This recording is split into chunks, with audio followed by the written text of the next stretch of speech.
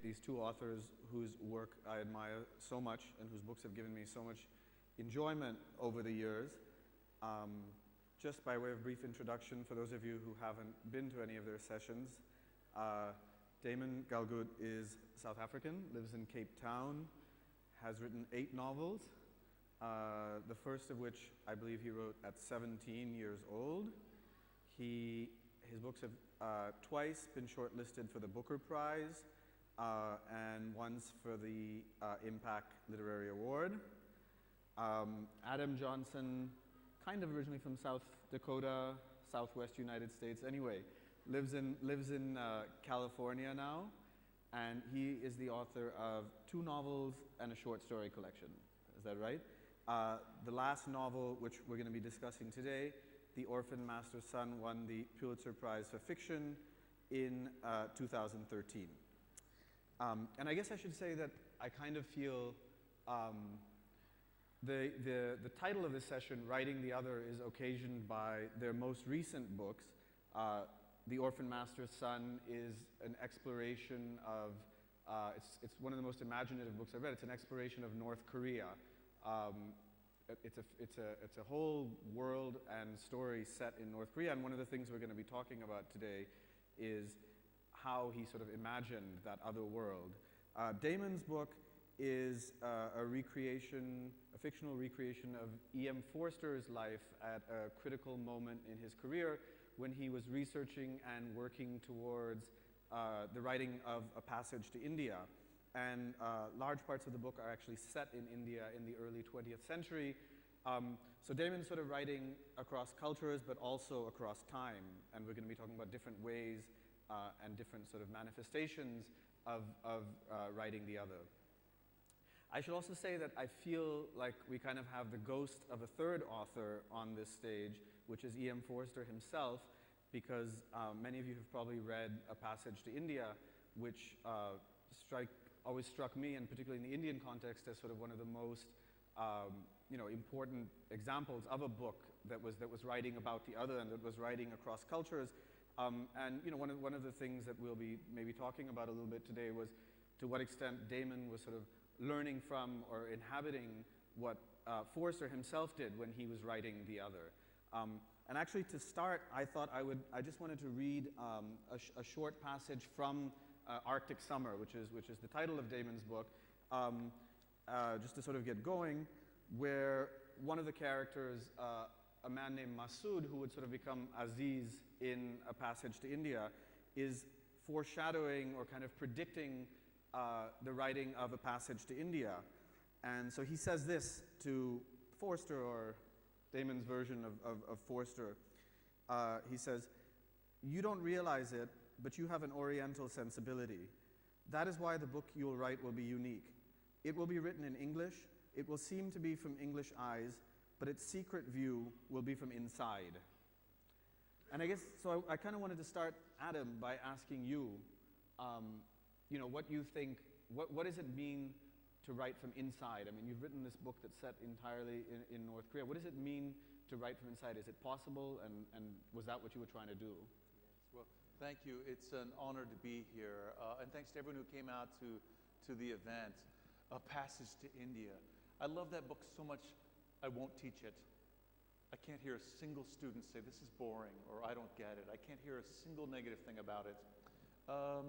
I wrote a novel set in North Korea. All the characters are North Korean. I didn't write the, what I call the Peace Corps book, in which an American goes to another country, meets another culture, and is transformed and then goes home. I wanted to capture North Koreans. I don't know if it really is possible to write from the inside of another person. I think that's the great trap of each one of us, is that we'll never leave our own perspective. And that's what the art of the novel, why it means so much to us. It's the one art form dedicated to leaving who we are. So I don't know if there's any way to know if you get it right. But I was looking for that version. I became obsessed with North Korea. And I just wanted to find the portrait of what's it like to be a father there? Where do you sleep? What do you eat? What do you think? How do you feel? At some point, my big question was this: if I was a father and I discovered that everything was a lie, which is the truth in North Korea, that everything is a lie, would I tell my children? You know, knowing that that would make them more human and put them on a path of meaning, if they knew that, but it would also endanger them. So how do you get into these real life family dilemmas? And in trying to find those portraits, I couldn't find them. I couldn't find them anywhere. Some defectors' stories, talked about it, but they have a very difficult time in telling their stories. And I don't think we'll know I don't think I'll be able to know if I feel like I got it right until North Koreans are free to write their own stories, honestly. What do you think, Damon? I mean, your first 6 books was set pretty much entirely in South Africa, right? And the last 2 books, I mean, In a Strange Room was set partly in Greece, partly in India. This book is set in England and India. Is it possible to write from the inside? What does that mean? The only thing you're ultimately inside is your own skin, actually. South Africa, for very obvious reasons, is a very polarized society where we're all, driven apart from each other by race, class, economic position and all that stuff. So it's absolutely true that there are people living just a few kilometers away from me whose lives are absolutely foreign to me. But I have to say there are moments when people from my own class and background, people maybe sometimes in my own family, become cryptic and inscrutable. Their motives are something I can't read. So, there's a certain deceit. It's a deceit that's agreed on between writer and reader, but there's a certain deceit in this idea that the writer has insights into other lives and other cultures. I guess in the age of the globalization, the global novel is a new idea, and we're supposed to be able to travel to remote places, and everything is connected, and we all understand each other. But I guess it really comes down to what your focus is. I've always responded to writers like Kafka or Beckett, whose entire narrative really sprouts and unfolds in the space of a single skull. This is it, this is your consciousness, this is all you can know. My instinctive response is to a book like that, but living in a country like South Africa, it's kind of demanded of you that you engage with a larger world. So trying to find different ways to do that, I guess. Mm-hmm. I wonder if you could both talk, maybe first a little bit about, in sort of specific terms, some of the challenges that you encountered in sort of writing about the other here, specifically within the context of this book and how you dealt with them. Well, I'm just like a white guy from California who became very curious about North Korea. And again, I just wondered what it was like to be human there. I started reading books, and they were mostly about the economical portraits and the military portraits, but I just could not find a book that captured, what it was to be a single person there. One of the things I discovered in my research is that there aren't books in North Korea, that there aren't novels as we know them. People aren't allowed to create works of private expression, and there isn't art. The Japanese invade in 1910 and start the colonial period that goes to World War II. Then after that, there's partition by the superpowers. Then there's the Civil War and 6 decades of a totalitarian regime. The Japanese made the Korean language illegal, Korean literature illegal, everything illegal. There hasn't been a novel created in that 100 years that we have evidence of. And so there's a complete break between a people and their entire literary heritage. And there doesn't seem to be any literary underground in North Korea at all. Not a single work has made it out that we know of. So they don't know literature. It's hard to even conceive of it, that expressive people like humans could live under that emptiness. But it turns out they do. I'm not quite sure how. So I didn't have many places to turn to look. The only thing we have about North Korea are the stories of the human beings who managed to escape, the personal testimonials of defectors, and they can't be confirmed. They can't be verified. And They're very traumatized people. They have survivor's guilt. They often don't want to talk about the past. They've been trained their whole lives never to reveal their personal feelings because it's dangerous. And so they get out and they don't want to talk. They want to look forward. They want to start new lives. But what surprised me in the stories of defectors and in interviewing them is not the gulags and the famine and the dark things we think of. The things that really surprised me is how much we have in common. They want the exact same things. Safety, security, self-definition, possibility, a good life for their families. And I realized I could project myself in, I believe, if we do believe that we are all the same, no matter under what outrageous circumstances. And so that was my big attempt, was not to bring them out, but to put myself there. Right. So we're going to return to that topic of kind of sameness and read a passage from it. What about you? I mean, what were the challenges specifically that you faced in writing this book, and how did you overcome them? Maybe talk a little bit about your research method or whatever in trying to inhabit this other time and this other place. Well, I should say that I would not. I've been visiting India a lot. I've probably, spent cumulatively quite a few years of my life here by now, but I'm only beginning to understand certain things about the country. I would not have felt able to write an Indian novel from the inside, as Masood described it there. The only way that I would ever have approached India as a topic is through the eyes of another outsider, basically. I think if you're there are always limits to your experience, your understanding. The map comes to an end at a certain point. And there are writers perhaps who imaginatively can go beyond the edges of the map, but I'm not one of those writers.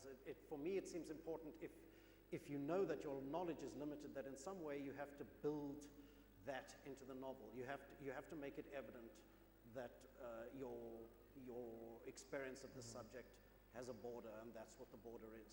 So looking at it through Forster's eyes, I felt able to do that. He knew, something about India, but it also came to an end, and I was able to show it that way.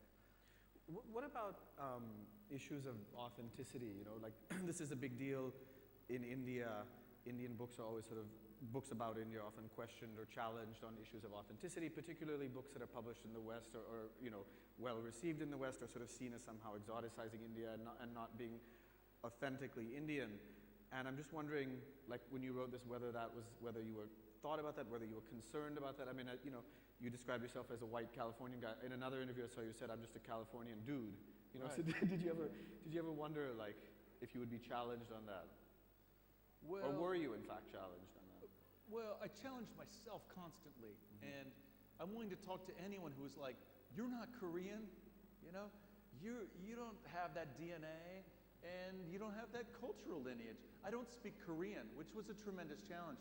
I just started writing. If I'd have known I was going to spend 5-6 years on this book, the first thing I would have done is learn Korean.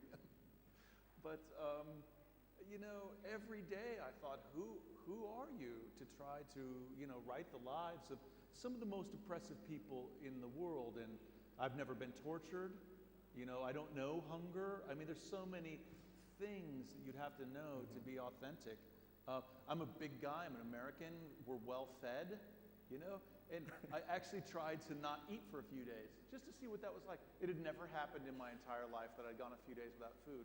And it kind of sucked, and I got lightheaded. But you know what? I knew I could eat at any time. And that's what I couldn't recreate, right. The uncertainty, the impossibility of finding calories.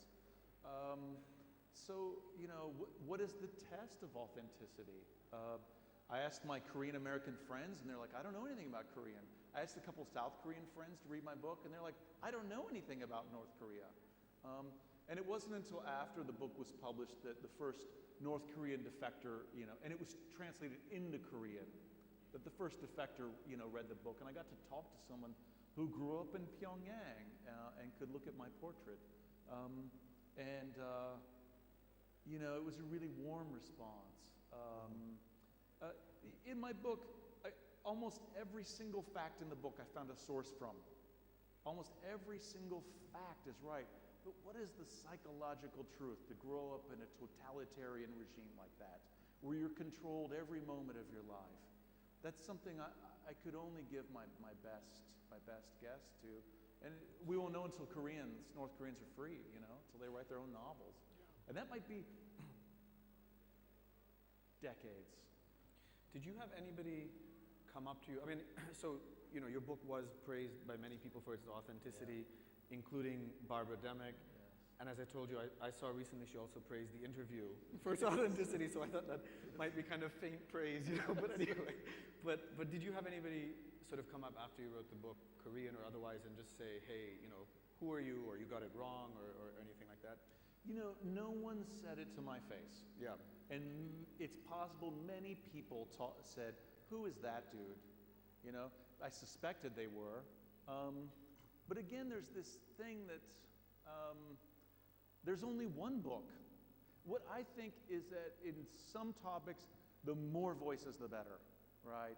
And instead of saying, oh, you don't have the standing to speak, or you shouldn't be included, or you don't count, in a realm where there's no voices, the more the better, even if some of them are wrong. And, I don't know if my portrait was right or not, but there still hasn't been another work of fiction. It's very tough for journalists because nothing can be verified.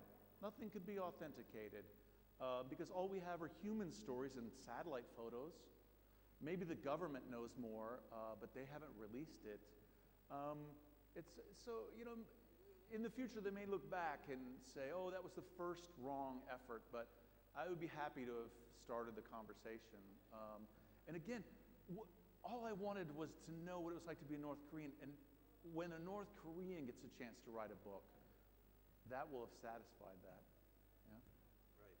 So, I don't want to dwell too much on this thing of authenticity because, as you were saying earlier, I mean, to some extent, that's what novelists, by definition, are always stepping out themselves and writing the other. Even if you're just portraying another character, even if you're just portraying your neighbor, you're always othering or whatever. And that did sort of make me, that one question that raised in my mind that I wanted to ask you is whether there's a fundamental difference between writing another culture versus writing not just another person, but maybe, for example, as a man inhabiting a woman's voice, or writing through a child's voice, or in your case, writing across time. I mean, there's various different forms of writing about the other. And are there fundamental differences or particular challenges about writing a culture that are different? Well, sure. I mean, I tend to think that people are very similar, although cultures are very different.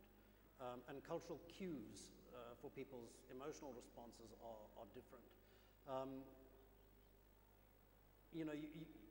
We tend to think in a kind of simplistic shorthand, I guess, that there's a nation and that nation all functions in the same way. And South Africa has many nations, actually. Partly because of colonial boundaries and how arbitrary they were. But we went through a thing in South Africa where otherness got highly politicized. So there were various white writers trying to write about what was going on in apartheid times. And you got this backlash from black writers who were saying, like, don't speak for us. You don't know anything about our lives. You have not had our experience at all. Mm-hmm. And I mean, that's, that became a very painful point. Nadine Gordimer's reply to that was, look at the Molly Bloom soliloquy in Ulysses. Here's a man who knows nothing whatever about being a woman, and he's absolutely inhabited womanhood and spoken for it. So there's a kind of tension at the heart of any piece of fiction, I think, which is that you can't ultimately know anything about anyone else's life if you haven't lived it. Mm-hmm. But at the same time, you have to trust that there's an imaginative leap that takes place when you're writing that somehow magically makes that jump. Yeah. But do you think, I mean, because, when you're writing about a culture, so you're not just trying to inhabit another person's consciousness the way Joyce did with Molly Bloom, there are also all these cultural artifacts and all the context of your characters' lives that you have to bring to bear. And does that make it harder than, say, just writing about another person or another gender or something like that? Well, yeah, I'm sure it does. The only way that you can begin to make that particular leap, I mean, across the cultural gap, is to research. But then you still have to take the other step of thinking yourself into that position. I mean, as Adam was talking about, it's like you can know the facts, but you have to imaginatively live inside the facts for them to make sense. So, you know, you can do a ton of research and it can be absolutely unpersuasive. Or you can somehow imaginatively understand what it is. I mean, in the case of Forster, I think, I mean, forget Forster for the moment. You're drawn to particular subjects because in some way they reflect something about you. There's something narcissistic about the, you know, the fictional operation. So, although Forster, for example, is a man who lived 100 years ago, you know, in Edwardian England, there are aspects of his life that draw me because I recognize myself in them. And you have to trust that you have that much in common. So that's a good base from which to work.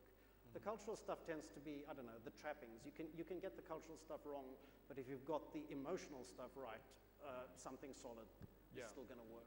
So the kind of human universal thing or something like that. Well, That actually, one of the things that you know, I loved about your book and that struck me the most were these moments of kind of common humanity or whatever that I felt, and it struck me that, you know, whether you're writing about North Koreans or whether you're writing about Indians in the 20th century or whatever, there are these moments of common sort of humanism or whatever you want to call them. And there's one passage in particular which we talked about earlier, between a father and a son, and I was wondering if maybe you want to read that passage, which just struck me as it has this sort of overlay of North Korea and its tyrannical state, but at core it's a passage that I could be reciting to my own son, you know? Yeah, sure. I'd be honored to.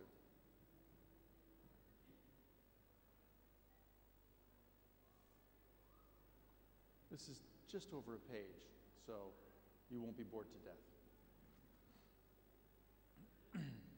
There is a talk that every father has with his son in which he brings the child to understand that there are ways we must act, things we must say, but inside we are still us, we are still family. I was 8 when my father had this talk with me. We were under a tree on Moranbang Hill. He told me there was a path set out for us. On it, we had to do everything the signs commanded and heed all the announcements along the way. Even if we walked this path side by side, he said, we must act alone on the outside, while inside, we would be holding hands. On Sundays, the factories were closed, so the air was clear, and I could imagine this path ahead, stretched across the Taedong Valley, a path lined with willows and vaulted by singular white clouds moving as a group. We ate berry-flavored ices and listened to the sounds of old men at their Changi boards and the slapping cards of a spirited game of Ghost Stop. Soon, my thoughts were of toy sailboats like the ones the Yangban kids were playing with at the pond, but my father was still taking me down that path. My father said to me, I denounced this boy for having a blue icy colored tongue, and we laughed. I pointed at my father. This citizen eats mustard, I said to him.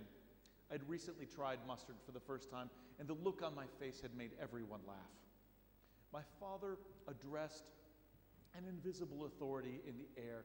This boy has counter-revolutionary thoughts about mustard. He should be sent to a mustard seed farm to correct his mustardly thinking.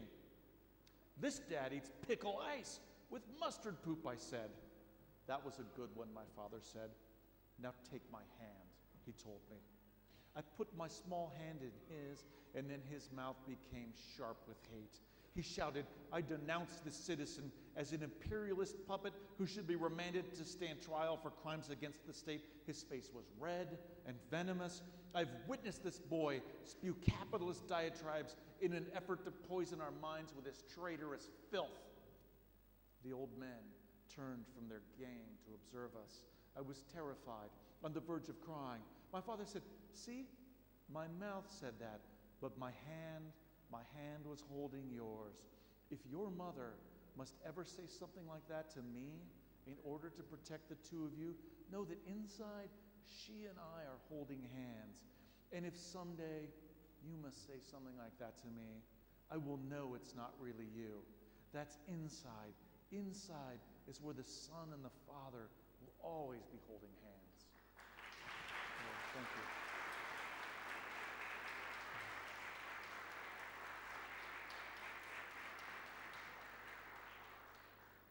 I love that passage because it's family love. I mean, it's a father and a son and a father and a mother describing their love for each other, but it's told in this kind of North Korean idiom of terror and what's on the outside and what's on the inside.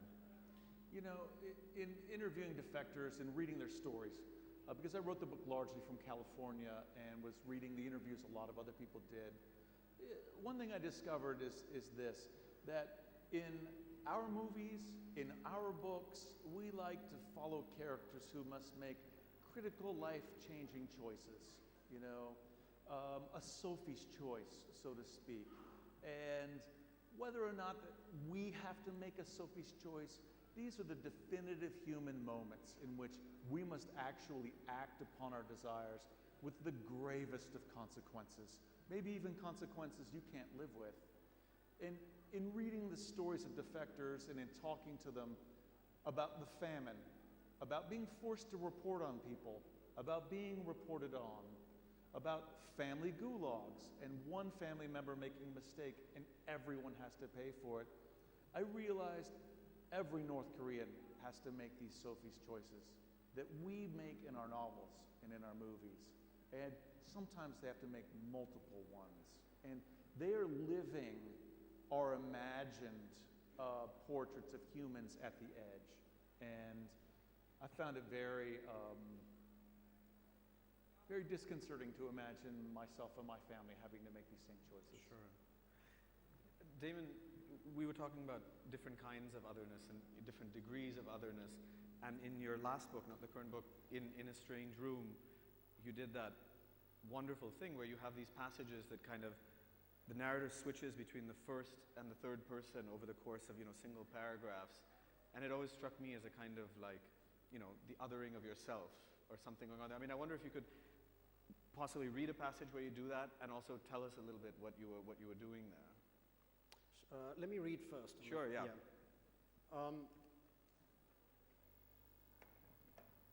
This book describes 3 different journeys I made at 3 different points in my life, each one in the company of one other person. And essentially and simply what it's doing is not only describing the course of the journey, but how my relationship with my traveling companion changed by way of introduction. I just want to say it's interesting that you say me and my, because ostensibly it's another narrator, right? Well, so you're kind of spilling the beans here. Well, I'll say a little more after I've read this passage. It happens like this. He sets out in the afternoon on the track that's been shown to him, and soon he leaves the little town behind. In an hour or so, he's among low hills covered by olive trees and grey stones, from which there's a view out over a plain that gradually descends to the sea. He is intensely happy, which is possible for him when he's walking and alone. As the road rises and falls, there are moments when he can see far ahead and other moments when he can see nothing at all. He keeps looking out for other people, but the huge landscape seems to be completely deserted. The only sign of human beings is the occasional house, tiny and distant, and the fact of the road itself. Then, at some point, as he comes to the crest of a hill, he becomes aware of another figure far away.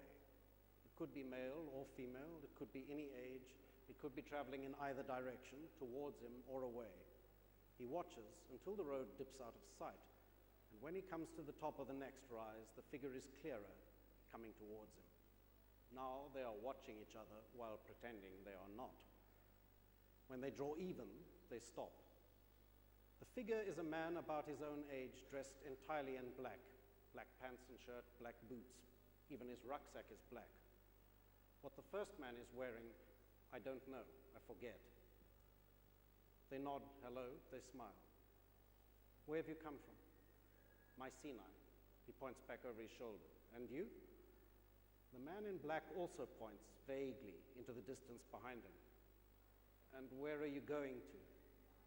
He has an accent the first man cannot place, Scandinavian maybe, or German. To the ruins. I thought the ruins were that way. Yes, not those ruins, I've seen them. There are other ruins? Yes. How far? I think 10 kilometers, that's what I was told. He nods. He has a sullen sort of beauty with long silky hair that falls around his shoulders. He's smiling, though there's nothing to smile at. And where do you come from? South Africa. And you? I'm from Germany. Where are you staying in Mycenae? At the youth hostel. There are a lot of people. I'm the only one there. Are you staying? He shakes his head. The long tresses lift and float. I'm taking the train tonight to Athens. They have conducted this conversation with a curious formality, the width of the road between them, and yet there is something in the way they relate that is not quite intimate but familiar, as if they have met somewhere before, long ago, but they have not. Enjoy the ruins, the German man smiles. The South African says that he will. Then they part again with a nod and draw slowly away from each other on the narrow white road, looking back now and then until they are two tiny and separate points again, rising and falling with the undulations of the land. He gets to the ruins in the middle of the afternoon. I can't even remember now what they are, the remains of some big but obscure building. There was a fence that had to be climbed. There was a fear of dogs, but no dogs appeared. He stumbles around among rocks and pillars and ledges. He tries to imagine how it was, but history resists imagining. He sits on the edge of a raised stone floor and stares out unseeingly into the hills around him. And now he's thinking of things that happened in the past. Looking back at him through time, I remember him remembering, and I am more present in the scene than he was. But memory has its own distances. In part, he is me entirely. In part, he's a stranger I'm watching. By the time he comes to himself again, the sun is already low in the sky. The shadows of the mountains are stretched out across the plain. He walks back slowly in the blue coolness. The stars are seeding themselves in bright beds overhead. The earth is huge and old and black. It's long past supper time when he arrives at the edge of the little village and goes up the deserted main street. The shops and restaurants shuttered and barred, all the windows unlit, through the open front door of the hostel, up the stairs, through passages, past rooms filled with row after row of unoccupied bunk beds, all dark and cold, nobody visiting at this time of year, to the last and highest room in the middle of the roof, a white cube fixed to a plane. He's very tired now and hungry and wants to sleep. But inside the room, the German is waiting. I'll leave it there. Thank you.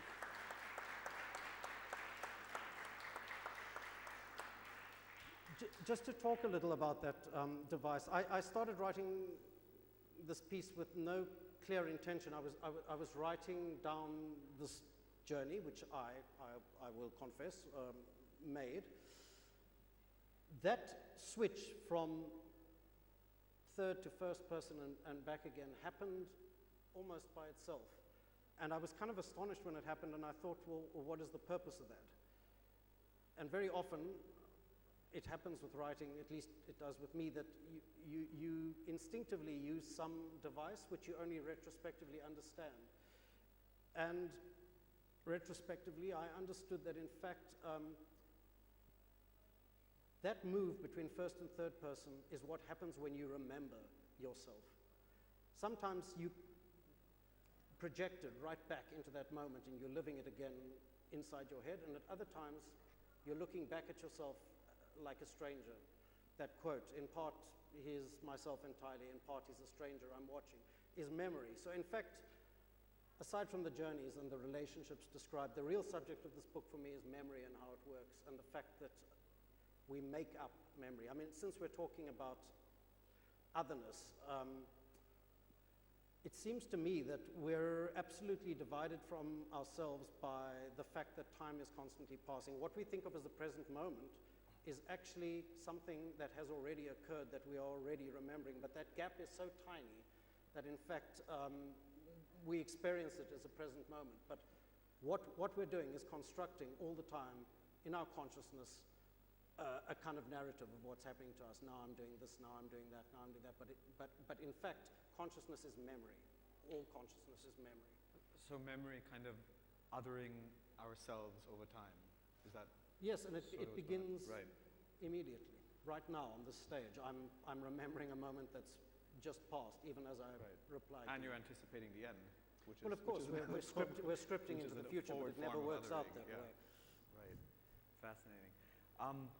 So just moving on a little bit, I mean, I know that, you talked a little bit, both of you, about the kind of research you did, and I know that both of you did a lot of research for the book, which is a form of sort of authenticating the other, which we talked about earlier. But I was wondering about the role of imagination as opposed to sort of fact-based research. The first time I read A Passage to India was actually in an anthropology class, and I read it as a sort of ethnography of India at the time. But of course, Passage to India is not an ethnography, and that's why it's such a great book, because it's a remarkable work of imagination. And so I guess the question is it possible to imagine an other or an authentic other as opposed to, research the authentic other? Or what does imagination add to the writing of the other? What, first? Well, I'm still thinking about how time works right now. Yeah. My mind is really engaged. I mean, the test is my own. I often, I was trained as a journalist. I love to interview and to research, and that's just integral to me. Writing too autobiographically is just memoirish, and I do like to take part of me in this other realm and fuse them. So I will often write about a topic until I feel like the sentences are wooden, until I feel like, the devices aren't coming, in an organic way. I'll write to the edge of what I feel is real, and until I stop believing, and then I'll go research for a while. And then I'll come back, and I just kind of build the ledges out, and I'm absolutely beholden to research and wetting that with imagination to move forward. But the test is mine. Do I believe it or not? That's all I care about. And when I write a line that I believe, I'm like, whew, on to the next. So I wish I had a better answer, but I'm a pretty tough critic on myself, and I can smell falseness in my own writing pretty seriously. And so, I mean, the source of inspiration, what is imagination? How do we enter the lives of others? We could probably talk about that a long time. But do we go to new places, and do we believe? If writing isn't interesting and it doesn't show me something new, if it doesn't lift the veil of life and show me what's behind the scenes. When I was a kid, my father worked at the zoo at nights. He was the night watchman at the Phoenix Zoo. And while my mom worked on her PhD, my father would take me to the zoo for a couple hours every night. And he had the key to everything. And it was just he and I. And there was a zoo that everyone saw, and then there was the real zoo I discovered. There were cages underground. That's where the animals were kept. There were tunnels that they moved through. There was another realm, and he lifted the veil for me. And I feel like that's my duty in all work. There's a world we see, and there's the people we meet, and then there are the real people that sometimes it takes us years to get to know. And that's where I want to go. Mm-hmm. What do you think? Thank you. Be a great scenario for a novel. The zoo? Yeah, the zoo at night. Yeah. Sorry. No. Maybe one way to ask the question is, the sort of the relationship between imagination and reality is whether you can tell us about a few specific examples of how your research for the book or something fact-based was transformed or alchemized or whatever by imagination into fiction. Well, the central example, the trouble is it's hard to condense into a short piece, but I'll try. Famously at the heart of A Passage to India is the sexual or the allegation of a sexual assault that takes place in these caves, which are based on the Barabar caves that are just outside Patna in Bihar. It's not been written about, not picked up in any of the biographies, but while I was reading Forster's journals, I realized that the visit he made to the caves took place on the day after he had seen his friend Masood for the last time on his Indian trip. Now, Forster had come out to India to see Masood, not to write a novel, to see Masood, who he was in love with. He had expectations that were not fulfilled. Masood was a straight man, couldn't couldn't engage with Forster in the way that he wanted. And it's very clear that Forster was upset. He saw Masood for a week at the beginning of his trip, and then he saw him for 2 weeks in the middle of the trip, and he still had 3 months of his journey in India in front of him, and then he was going back to England and would not see him again for years, if ever. And it was in that state of mind that he must have gone to the cave. So I looked closely at his journal, and there's a very cryptic entry, absolutely typical Forster. Anything of emotional importance, intimacy, is written in code or in some elliptical way. And there's a very cryptic reference to something that happens in the middle of the night. And it's very hard to work out exactly, but he talks about stepping down between the 2 rooms between them. He talks about the mosquito net, and he talks about weeping. And it's obvious that whatever took place, he tried to make some kind of advance on his friend, and he was rejected. It involved rejection. And it suddenly occurred to me that Forster must have been absolutely devastated. I mean, he doesn't talk about it in letters or anything, which is in keeping with his character. But something of that rejection, the sexual advance and the rejection, I believe, got inverted in this fantasy in the caves into a fantasy of sexual assault. In other words, the desire to touch someone and be accepted gets pushed away and gets turned around in his mind into the fictional scenario that we get left with, which is Aziz attacking or not attacking, because it's a fantasy, Adela Queste. Now, this is not something you can write in a biography because it's not an established fact at all. But as a fiction writer, I felt free. I mean, I believe it's true. I believe that's what happened. But I felt free to interpret this and to give kind of body to it. My real subject with the Forster book is the connection between real life and fiction and how those things sort of connect up.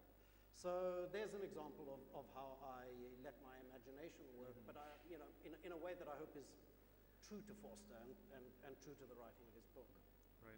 Do you have any specific examples? I mean, there were so many moments in your book where I was reading where I wondered, how much of this is based on sort of research? How much of this is you adding something to it? I mean, do you have any specific examples? Well, this is an interesting, comparison here with Damon's work. Not many people have criticized my book for being real because we don't know North Koreans, and under what basis would other people make criticisms? And so, in characters I invented, there's nothing to compare a fictional person to.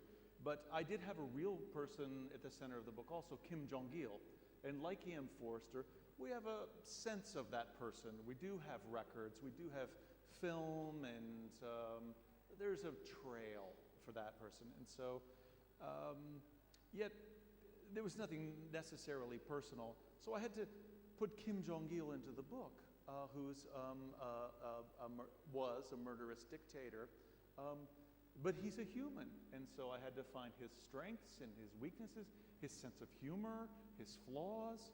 I went to Japan and interviewed his personal chef of 18 years who defected, and he talked about, this person as a prankster, very aware of the world and all of his strengths and flaws, and it was a big imaginative leap to take someone with so absolutely ruthless, who was very aware in running a regime of total repression that was run by gulags and profiteering from the suffering of all of his people. Make him jovial, find his weaknesses, his very human vulnerabilities. There's a couple moments in the book where you see him kind of crushed, and I think you feel for him. And that was a big leap of imagination, to put my humanity into someone I would rather not. And, I can see the challenges of putting E.M. Forster on the page when so many people have such a sense of him. And yours has to either hold up to that or define itself against it, It's a big challenge. Yeah. I think like both those examples are fascinating because in both cases it feels like imagination actually adds a layer and sort of strengthens reality. I mean, it's so much more interesting to read or to hear about your imaginative interpretation of what happened, or in your case, to sort of, it allows us to see Kim Jong-il as a well-rounded, full-rounded person, rather than the kind of, caricature as he's portrayed out there. I think we've got about 5 more minutes, and then we're going to take questions. So last kind of thing I wanted to ask you both about was the role of language in what you're doing here and in representing others. In your case, some of these passages, particularly in the second half of the book, have been described as like picaresque or almost even like surreal, and you've got this kind of polyphony of different voices. And I was just kind of wondering what you were doing there and what that added to your attempt to portray North Korea. Well, one thing about like other realms and other people is, from the outside, they seem very strange. And I studied North Korea from afar, and I was like, wow, who are all these people weeping at this funeral? Why are they behaving like that?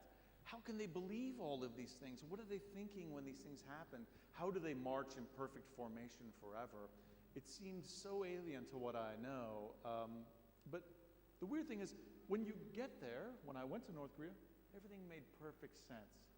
When you enter the other realm and you see it work by its own rules, how people moved, how the throngs moved, how they interacted, the stories, the propaganda, evoked as a national narrative, all made perfect sense. And so, the book seems deeply surreal to us, but I think to North Koreans, that all makes sense. Like, for instance, when Kim Jong-il died, there was his funeral, and millions of people had to weep. And people asked me, are they really crying, or are they faking it, right? On one hand, this is the only ruler they've ever known their entire lives, or at least since 1994. And on the other hand, this was a despot who was responsible for every social ill there was. So was it real or was it fake? But I think, just as defectors, when they leave, have to wrap their heads around our notions of like freedom and self-definition, we're incumbent upon us. It's our responsibility to try to enter their minds. And we live in a world of choice. I'm conservative, I'm liberal. This is right, this is wrong. But in North Korea, there's only one national narrative. The truth and the lie are folded together in a way we don't understand. You can genuinely cry, and you can fake it, because you must cry, but you have your own self. And they're melded in a way that I think we have to make the journey to. And my hope was that at the beginning of the book, this place would seem utterly surreal, and at the last page, you'd be like, oh, this place is normal. I don't know if that happens, but that's what I tried to get. So just so I understand, the surreal or picaresque or whatever technique in your mind was a way of kind of capturing the surreal reality of North Korea. Is that what you're saying? Well, it's a place we don't know much about, so I had two choices. One, to use exposition, to put a lot of information in there. These are why loudspeakers are here. This is who this ruler is and how he's connected. This is why the vehicles only, worked on this side of the street. Or I could explain nothing and just put you down as if on an alien planet and take everything as normal. And so I don't explain anything in the book. And I think it's very defamiliarizing that people just accept loudspeakers and they just accept strangers coming into their homes and they act as if it's all natural. Although we accept loudspeakers here. Isn't that true? In India, I think, yeah. Think of all the things we've become inured to and we take for granted. I feel like you almost do something almost the opposite in the Arctic Summer, which is that at moments I feel like it's like you inhabit Forster's voice, and in some places I felt like your writing was very different even than in your earlier books. Do you think that's fair? Do you think that's accurate? And can you talk about what you were trying to do? Yeah, it's my natural instinct as a writer to pare everything down. I mean, to say as much as possible with as few words as possible. But I think every book kind of dictates its own conception in a way, and that would have been the wrong approach for Forster because he was not a pared down person in that way. Usually, I made this point yesterday at a session, so I apologize if people are hearing it for a second time, but usually if I'm working, I try to avoid reading other books that have a very strong and distinctive style because it can throw you off your own stride. Whereas with this book, I did the opposite. I tried to read, well, Foster primarily, but also other writers from the same period because, a lot of the rhythm of living, the way you approach living gets embodied in the language of the time. So, people wrote in a way they don't write anymore. I mean, we're down to, texting and dicing thought up into very small pieces, whereas at that time I think thought and consequently sentences flowed for much longer, right, and moved in a kind of different way. So I tried to let the language seep into me and then get expressed outward again, if I can put it that way, because it was true to Foster and his time. I think we're going to take some questions. We have about 10 or 15 minutes left.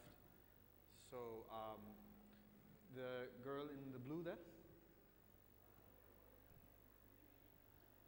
During the research, you come across facts and figures which may or may not be true.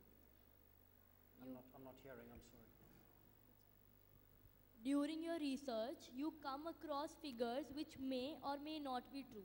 So, while writing the book, do you avoid mentioning them because they may further lead to any controversy? So the sort of accuracy, how do you know if your research is accurate, and does it matter if it's accurate? We know, in the case of Foster, there's a lot of established facts. I mean, we know he met particular people, other famous writers, Virginia Woolf, D.H. Lawrence, Cavafy, but you don't really know how they interacted. You might have a hint or a sentence or something. So part of the pleasure of writing the book is in imagining how that might have gone. So there's a kind of core thing that you're working off, but then around that you're letting your writer's imagination create the scene, as you would do if it was a pure piece of fiction, basically. Do you want to say something on that? Because it seems pretty relevant to North Korea. I mean, there was, like we were talking about, this defector that just came out and sort of recanted large parts of his story. Well, I don't know if people know the story of Shin Jong-hook, who is a defector who was the only person to be born in Camp 14, which is a tremendously large gulag where you go forever. You never get out. There's no sentence. He's the only one to be born there and to escape from that place. And he came out. He changed his story significantly once. And he just changed his story significantly again. And for me, that's a sign that his story is genuine, that the truth of his story is real. And what could the facts be? I mean, there are facts like it was this temperature in this city and on this date. But what about human facts? Where were you on your 12th birthday? Can you remember that? That was a big event, but I would press you all to try to name that. And for defectors, just when you think about how stories are told, when you have a bad story to tell, a hurtful story, when you tell it, it comes out, in a painful way. And defectors really try to avoid the pain of their story. And what makes stories meaningful is that they're in chronology, and they're structural, and there's causation. There's voice at the center. It restores language, and all of these things work together in a powerful effect. And one of the ways to tell a painful story and to shirk the pain, because the pain might incapacitate you if it's a very traumatic experience, is to tell it out of order, to tell it in fragments, in pieces, to change your point of view. I remember talking to a defector, and he was talking about crossing the Yalu River. And he said, well, I did this, and the water was high, and I was with someone, and we almost let go of our hands, and then he did this, and then he swam to the other side, and then he made it, and he looked back for the other person, and he was gone, and I was relieved. And I said, who was he?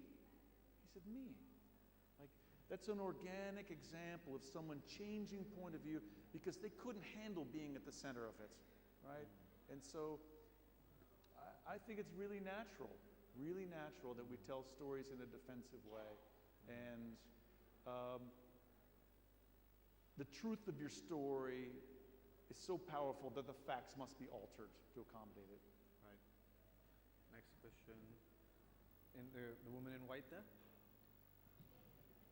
Does empathy with the people that you write about come naturally to you, or do you Sorry, I can't hear you. have to develop it by putting yourself in situations in order to empathize with people?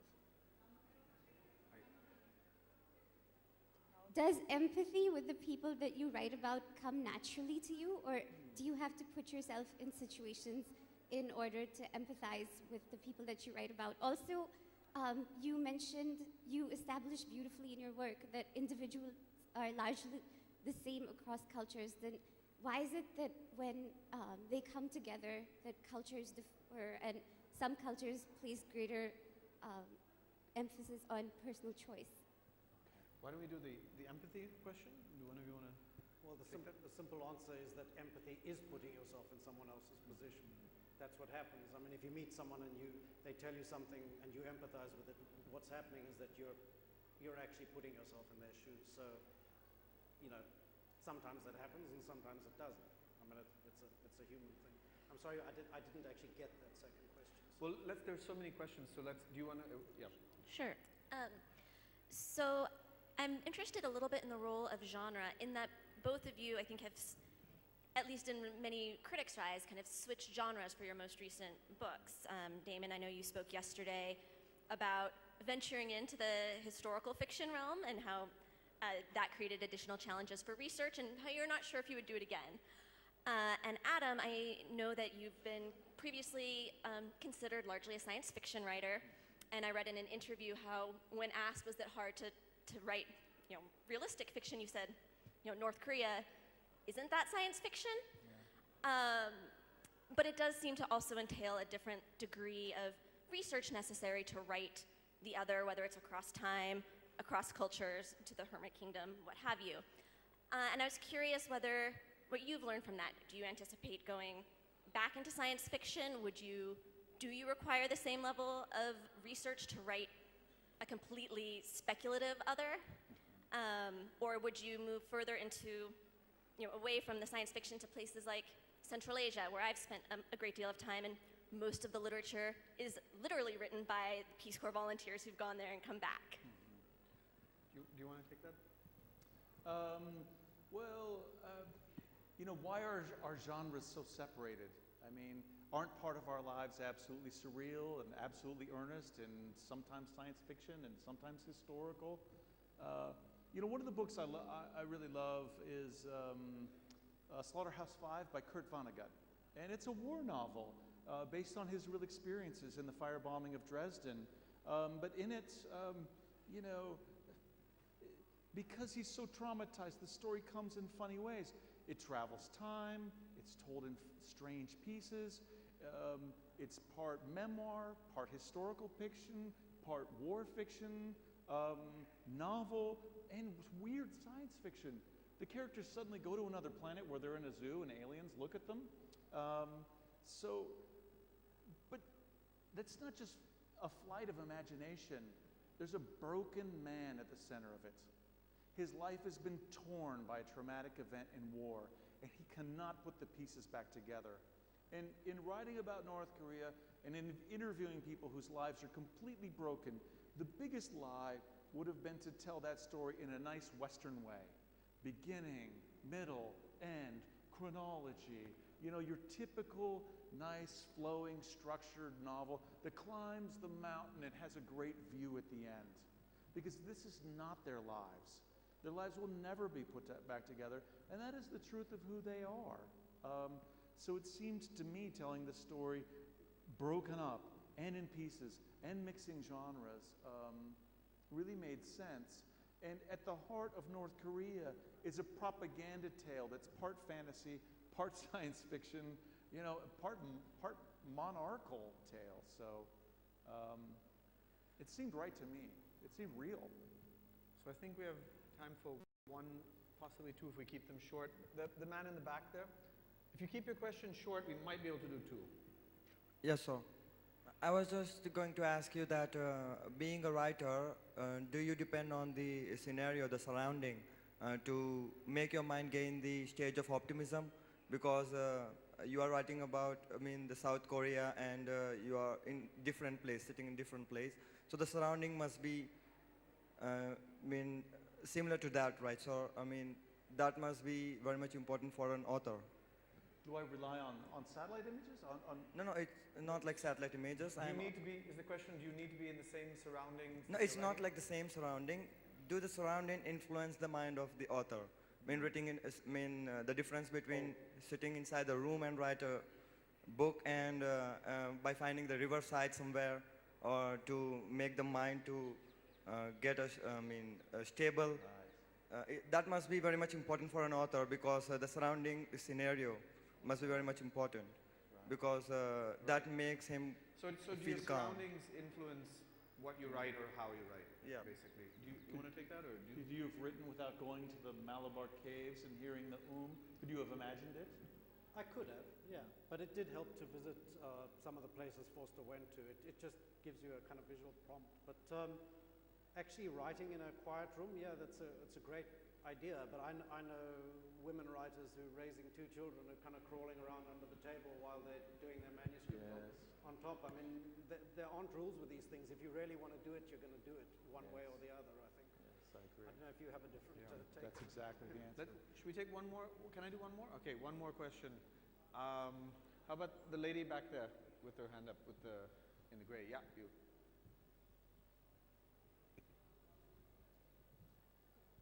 Hi, my question is for Adam, and I was just hearing about you when you were talking about your experiences in North Korea.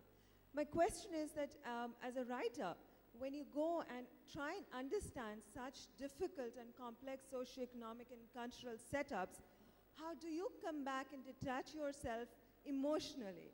As in going there, understanding the setup, trying to empathize with them, yet come back, think about it logically and pen it down. Is it difficult to be the writer of the other kind vis-a-vis somebody who's, let's say, writing an autobiography, to look at it, and how does it affect you emotionally as a person? Yes. I only went to North Korea for like a week, but it's a very total experience. And after like 5 days, we went to the DMZ, and we looked through the binoculars at South Korea, and there were all the Americans, all the tourists from all over the world. They were all looking at us, and they were wearing Nike swooshes and hats with emblems in different colored clothing. There's not a single advertisement in North Korea. There's not a single logo. There's only the state. And I was like, oh, that's me. Those people are me, because I had been completely immersed. And the moment for me wasn't after I came back, but it's, when we went to the airport, and I realized that I had the passport, that I was an American, and that I was going to be able to leave this place. And every single person I had met, though I had only met people who worked for the government, but all the people there, they could not leave. And it was going to be so easy for me. And that was deeply traumatic for me. I think that's it. Thank you all for being here, and thank you both for speaking so well. We wish to thank our speakers, Damon Galgut, Adam Johnson, and Akash Kapur. Thank you once again. And also, they'll be signing their books at the book sign area, which is outside the bar hole on your left. Please get your copies from Amazon bookstore. Thank you.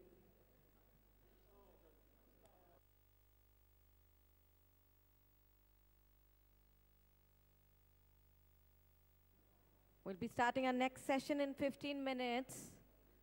Stree Shakti, right here at Mahindra Humanities Center, Darbar Hall. The other sessions elsewhere, the Theatre of War at Charbagh, India's Turn, Catalyzing Economic Transformation at the Rajnigandha Front Lawns,